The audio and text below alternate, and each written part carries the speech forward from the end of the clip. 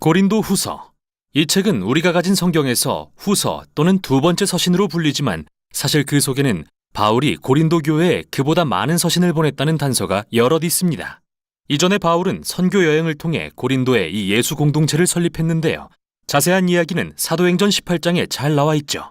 그 후 바울은 그곳이 문제를 겪고 있다는 소식을 전해 듣게 됩니다. 그래서 그는 문제들을 해결하기 위해 우리가 고린도전서라 부르는 서신을 보냈는데 많은 교인이 그의 가르침을 거부하고 그의 권유에 반기를 들었던 것으로 보입니다. 고린도 후서에는 이 때문에 근심의 방문이라 불린 바울의 개인적인 방문 사실이 나옵니다. 그 후 애통한 마음과 많은 눈물로 쓴 서신을 보내기도 했고요. 이 모든 노력 끝에 전체는 아니지만 대부분의 고린도 교인들이 자신들의 오만함을 깨닫고 바울에게 용서를 구했으며 그와 화해하기를 바랐죠. 이에 바울은 그의 사랑과 헌신을 확신시키기 위해 이 서신을 썼습니다. 이 서신은 크게 세 단락으로 나누어지며 각기 다른 주제를 다룹니다. 바울은 먼저 그와 고린도 교회 사이에 화해를 이룹니다. 8장과 9장에서는 미뤄지고 있는 구제 문제를 다룹니다. 그리고 마지막 단락에서는 여전히 그를 거부하는 일부 교인들을 향해 권면합니다. 자, 그럼 이제부터 자세히 살펴보죠. 바울은 자비와 위로의 하나님을 찬양하며 서신을 시작합니다. 그와 고린도 교회가 분열과 분쟁을 겪는 동안 평안과 격려를 허락하신 하나님께 감사를 드립니다. 그는 일명 근심의 방문 이후 긴장을 늦출 수 없었다는 사실을 인정합니다. 또한 그들을 용서했으며 솔직하고 진실한 관계를 갖고 싶다는 마음을 밝힙니다. 그런데 애초에 그들은 왜 바울을 거절했던 걸까요? 이 서신을 더 읽다 보면 그들이 바울을 지도자로서 인정하지 않았다는 게 드러납니다. 그는 가난했습니다. 육체 노동으로 겨우 생계를 유지했죠. 또한 박해와 고난이 그를 떠나지 않았고 자기 집도 없었습니다. 더욱이 그는 대중연설가로서 그리 훌륭하지 않았습니다. 그래서 그보다 부유하고 인상적인 교회 지도자들을 접한 고린도 교인들은 그 후로 그를 낮추어 보기 시작했습니다. 사실 그를 부끄럽다고 여겼죠. 이에 바울은 먼저 그들이 단지 부와 화려한 언변을 기준으로 이 지도자들을 높이는 것은 예수님에 대한 배신이며 완전히 비뚤어진 가치관을 보여준다고 지적합니다. 바울은 진정한 그리스도인 리더십은 높은 지위나 자기를 드러내는 것이 아니라고 말합니다. 그는 자기 자신과 다른 사도들을 왕이신 예수님께 이끌려 승리의 행진에 참여하는 종들로 묘사합니다. 바울이 할 일은 자신을 높이는 게 아니라 사람들을 높으신 한 분, 예수님께로 인도하는 일입니다. 그러고 나서 바울은 최근 고린도 교인들이 그의 권위와 자격을 입증할 추천서를 요구했음을 암시하는 말을 합니다. 바울에겐 정말 말도 안 되는 소리입니다.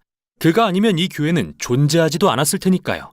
그래서 그는 그들이야말로 자신이 참된 지도자라는 증거이자 추천서라고 말하는데요.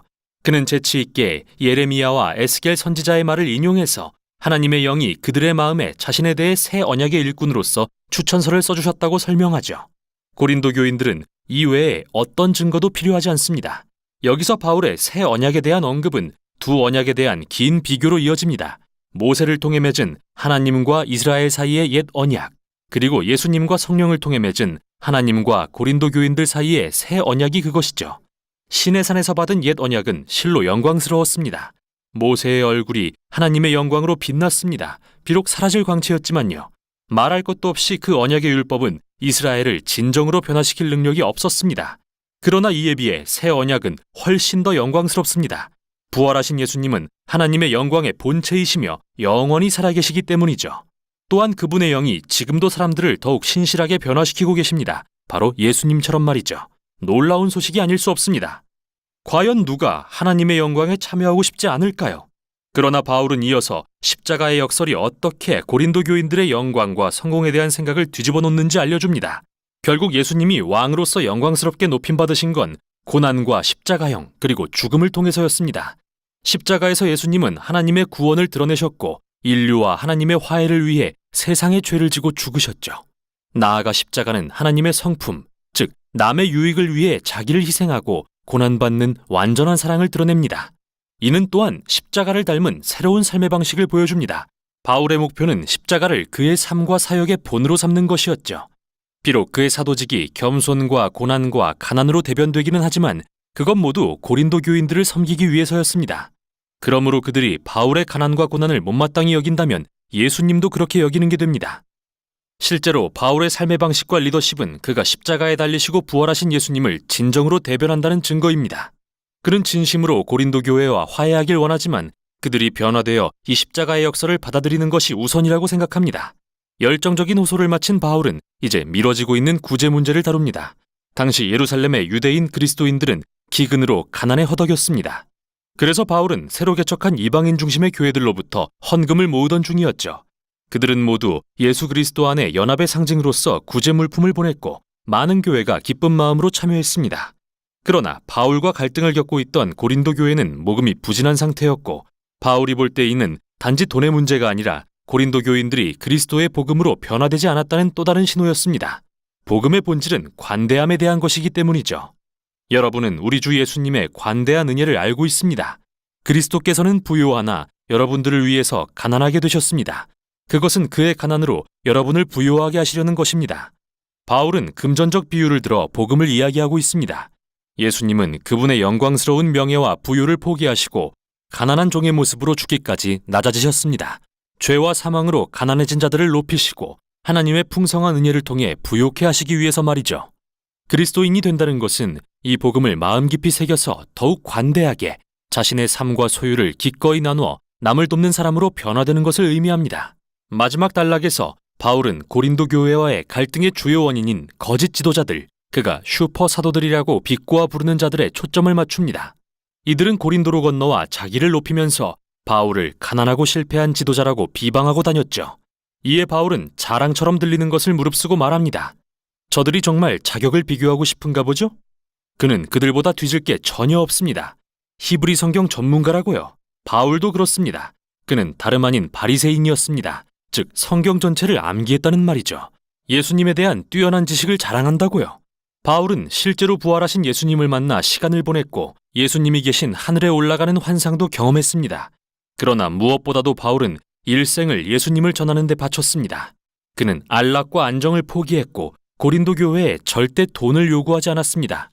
큰 돈을 요구한 거짓 사도들과는 달리 스스로 생계를 유지했습니다. 하지만 바울은 이러한 업적을 자랑하지 않겠다고 말합니다. 이런 것들은 그리스도인에게 전혀 중요한 게 아니기 때문이죠. 대신 그는 자신의 흠과 약함을 자랑하겠다고 말합니다. 그의 부족함 가운데 예수님의 사랑과 자비가 발견되기 때문이죠. 예수님이 바울에게 내 은혜가 내게 족하다, 내 능력이 약한 데서 완전하게 된다라고 하신 것처럼요. 바울은 고린도 교회를 향한 엄중한 경고로 서신을 마칩니다. 그들은 바울과 그의 삶의 방식을 무시하고 거짓 사도들을 사랑하는 자기 자신을 점검해야 합니다.